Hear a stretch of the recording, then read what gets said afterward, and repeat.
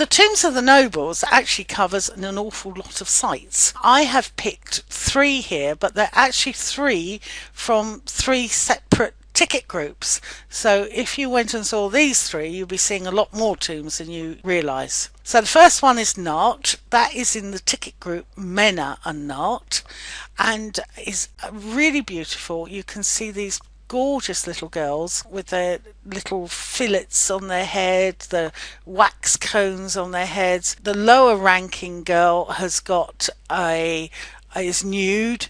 They're having a good drink. Ladies are all shown a sort of slightly yellow, and men are shown reddy.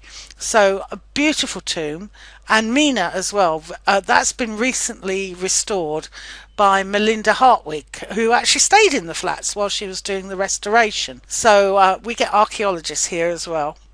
And Senefa. Now Senefa, it's the burial chamber that you see, not the offering chamber. Now normally with all of these tombs, the decorated bit is the offering chamber, but with Senefa, he decorated his burial chamber, which is quite unusual. He was the keeper of the vineyard, and he's painted the ceiling of his tomb with lots and lots of grapes. In fact, we did that in one of our flats, the Ra flat at El Jazeera. The ceiling of the bedroom there is painted with lots of grapes. The last one is Ramoz. Now, Ramoz is part of the Kehemwet and Userhet group. It has this exquisite limestone carving. Here is a picture of the coloured images in there, but this is on the left hand wall as you come in, but on the back wall is the limestone images, and on the front wall is very interesting.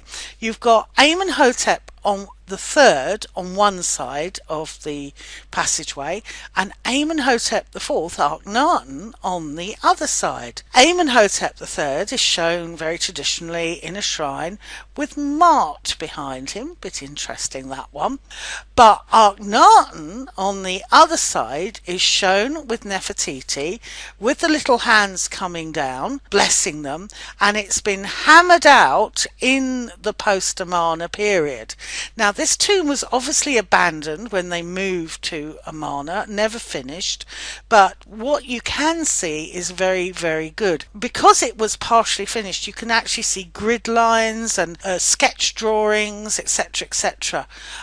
So a very, very beautiful tomb to visit. Kehemwet and Userhet, the other two in that group, are also from the same period, and this very beautiful raised relief of the Amenhotep III period. So that's my top three in the nobles' tombs. I actually think the nobles' tombs are the best tombs to go and see, because you don't have to know a lot to see them. You can just look at the walls and say, oh, that's a man carrying a chest. You don't have to know that that's the 14th hour of the Book of the Sacred Cow like you do in the Valley of the Kings. So totally recommend the nobles' tombs, and if you want any help choosing them, which ones you should go and see, I'd be delighted to help you with that. We do tours for people staying at our flats, or we do tours for people in hotels. We don't mind which. So please come to Luxor, see the nobles. Thank you.